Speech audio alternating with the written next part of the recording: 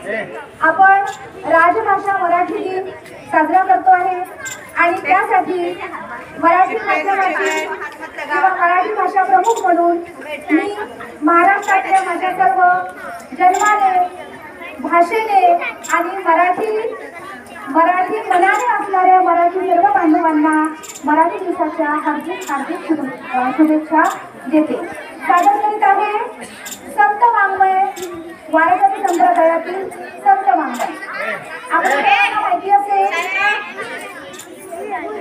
हाँ बेटा थोड़ा सा सुनो। आपके सामने जो बच्चे तैयार दिवस काल होता 27 फेब्रुवारी कुसुमाग्रज यांचा जन्मदिवस। आपल्या या मराठी भाषेला अभिजात भाषेचा दर्जा मिळालेला आहे। आपल्या या मराठी भाषेमध्ये वारकरी संप्रदायातील संत मंडळींचं फार मोठं योगदान आहे। महाराष्ट्रीय भाषा म्हणून मराठी भाषेला जो अभिजात दर्जा मिळालेला आहे त्यामध्ये वारकरी संप्रदायातील संत परंपरेचं काय योगदान आहे हे दाखवणारं एक छोटीशी झलक आपल्यासमोर सादर करीत आहे। सर्व मुलांनी लक्ष द्यायचं इकडे, ठीक आहे? सर्वांनी यायचं आहे।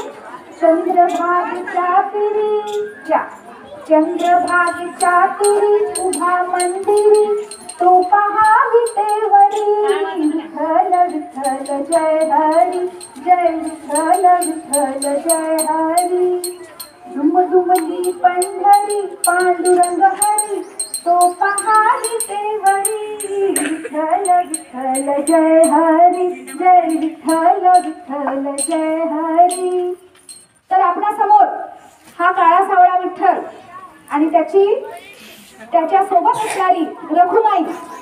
आता हा जो पांडुरंग आपल्या समोर उभा करण्यात आलेला आहे, कुणी म्हणतो हा पांडुरंग कानडा आहे, कुणी म्हणतो या पांडुरंगाच्या शिरावर शिवलिंग आहे म्हणून तो शैव आहे, कुणी म्हणतो हा वैष्णव आहे। तर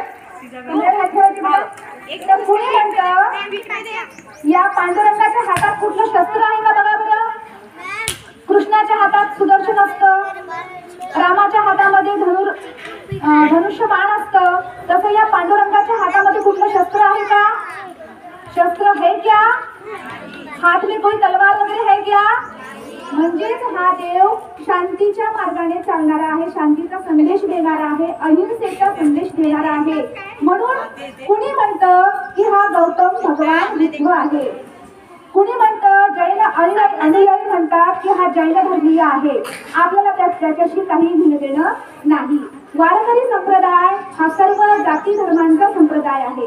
यात सावता माळी आहे, नरहरी सोनार आहे, संत चोखामेळा आहे, संत एकनाथ महाराज आहे, संत तुकाराम महाराज आहे। याच पद्धतीने स्त्रीला सुद्धा या वारकरी संप्रदायामध्ये अतिशय महत्त्वाचं स्थान दिलेलं आहे। संत बहिणाबाई चौधरी म्हणतात की ज्ञानदेवी रचिला पाया तुका झालासी कळस। अभंग फार मोठा आहे। पहिली लाईन आणि शेवटची लाईन मी तुम्हाला सांगितलेली आहे। ज्ञानदेवी रचिला पाया तुका झालासे कळस। तर ज्ञानदेवांच्या आधी सुद्धा वारकरी संप्रदाय होता, परंतु ज्ञानदेवांनी त्यांची पुनर्मांडणी केली, त्यांची पुनर्बांधणी केली आणि संत एकनाथ महाराज, संत तुकाराम महाराज आणि संत सोयराबाई, संत जनाबाई, संत मुक्ताबाई यांच्यासारख्या संतांनी या वारकरी संप्रदायाला वाढवलं, जोपासलं, संवर्धन केलं आणि मोठं केलं। तर सर्व जाती धर्मांच्या लेकरांना अंगा खांद्यावर खेळवणारा हा विठू लेकुरवाळा आहे। कसा आहे?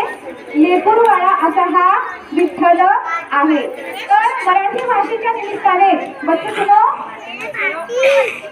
बेटा बेटा बेटा सुनो थोडा आवाज वाढतो पाहिजे। तर मराठी भाषेच्या निमित्ताने मराठी साहित्यामध्ये अनेक ओव्या, अभंग, पदे, नृत्ये यांचा समावेश या संत मंडळींनी केला आहे आणि आमच्या महाराष्ट्रातली ही संत मंडळी परिवर्तन सांगणारी आहेत। आमच्या महाराष्ट्रातली ही संत मंडळी जाती धर्मावर आधारलेली वर्ण व्यवस्था नाकारणारी आहे। आमची संत मंडळी अन्याय अत्याचारावर कडकडपणे टीका करणारी आहे, परिवर्तनवादी आहे, न्यायाचा पुरस्कार करणारी आहे आणि अशा संत मंडळींना आता आपण बघूया।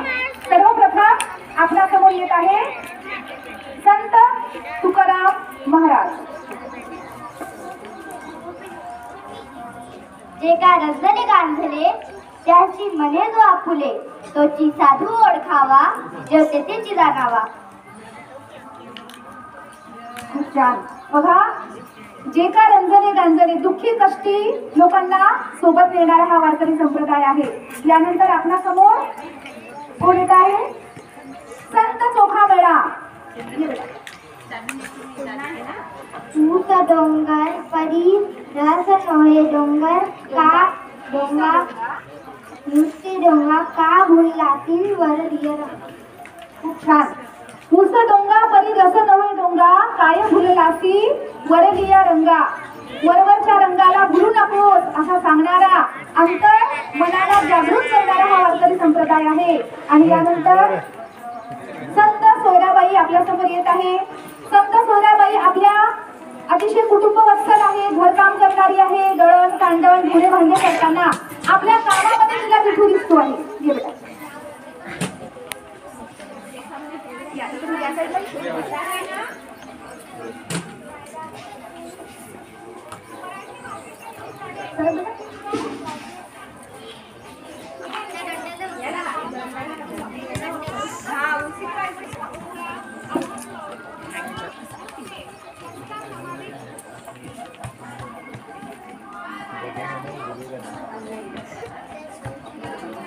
कुठली बाई?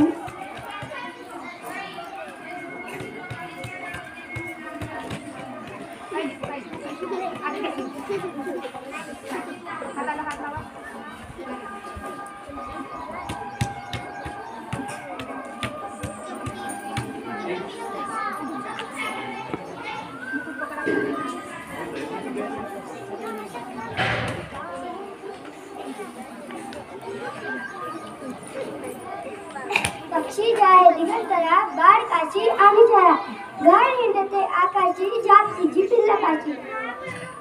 खूप छान. संत जनाबाई म्हणते आहे की घाड हिंडते आकाशी झाप तिची पिल्लापाशी. खूप छान.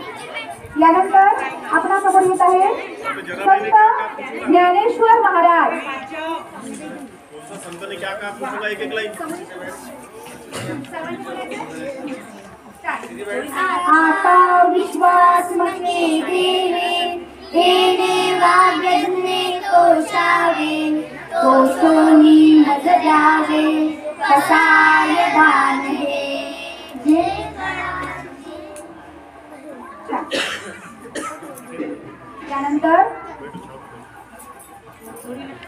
यानंतर आपल्यासोबत येत आहे संत नामदेव.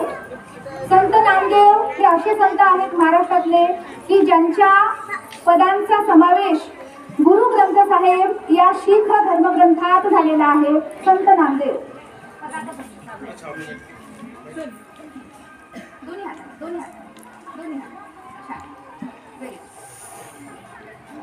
यानंतर संत बहिणाबाईंनी म्हटलं होतं की ज्ञानदेवे रचिला पाया तुका झालासी कळस. याही पुढे जाऊन संत बहिणाबाई काय म्हणतात? त्या स्वतःला ध्वजा मानतात. वारकरी संप्रदायाची मी ध्वजा आहे. आणि अशाच संत सोयराबाई यांना आपण ऐकूया.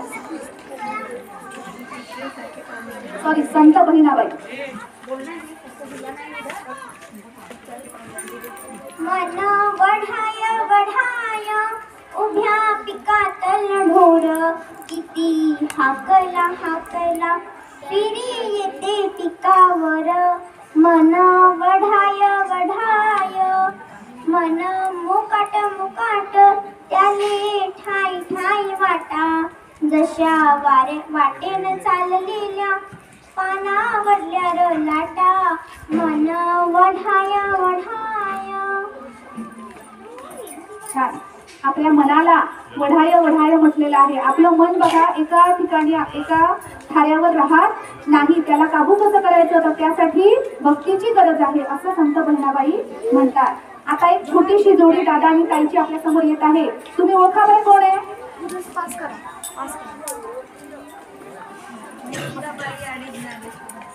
बघा, संत ज्ञानेश्वर महाराज ज्यांनी स्वतः बहिष्कृतांचे कटके सोसलेले आहेत आणि म्हणूनच त्यांना बहिष्कृतांचं उपेक्षितांचं दुःख काय असतं हे कळलं.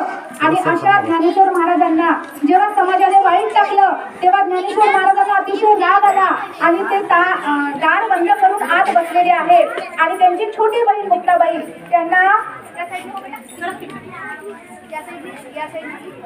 त्यांची छोटी बहीण मुक्ताबाई त्यांना समजवत आहे.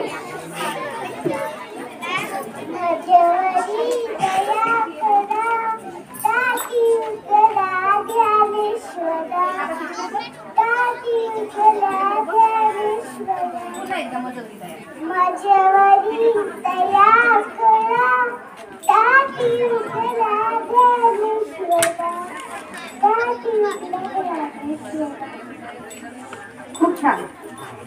मजवरी दया करा, मजवरी दया करा, ताटी उघडा ज्ञानेश्वरा.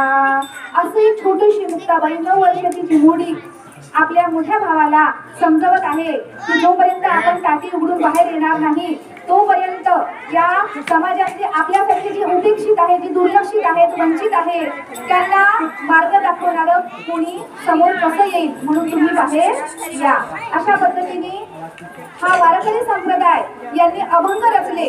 मग ती सोयराबाई असो, चोखामेळा असो, संत एकनाथ महाराज असो, संत नामदेव महाराज असो, संत तुकाराम महाराज असो. आणि संत तुकाराम महाराज हे छत्रपती शिवरायांचे गुरु होते. ही गोष्ट आपण लक्षात ठेवायची आहे. संत तुकाराम महाराजांना शिवरायांनी आपल्या गुरुस्थानी मानलेलं होतं. एवढी मोठी ही संत परंपरा आहे आणि संत वाङ्मय आहे जे आपल्या अभिजात मराठी भाषेला समृद्ध करून जातं. तर अशा पद्धतीने आपण एकदा ज्ञानोबा तुकारामचा घोष करूया. ठीक आहे, 1 2 3 स्टार्ट. ज्ञानोबा तुकाराम, ज्ञानोबा तुकाराम, ज्ञानोबा तुकाराम, ज्ञानोबा तुकाराम. खूप छान, धन्यवाद.